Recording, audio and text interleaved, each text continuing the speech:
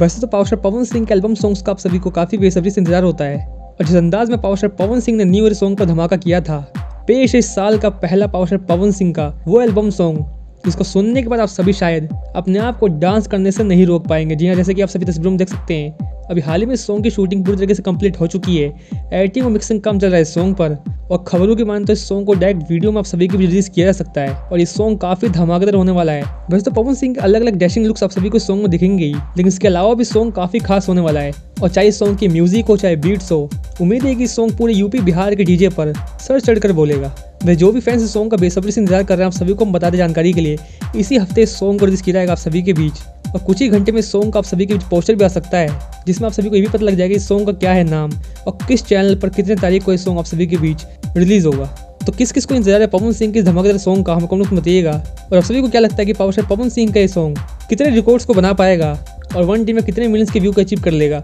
हम कमेंट में बताइएगा। और इस तरह के इंटरेस्टिंग वीडियोस को पाने के लिए हमारे चैनल से बने रहिए। मिलते हैं नेक्स्ट वीडियो में, तब तक के लिए धन्यवाद।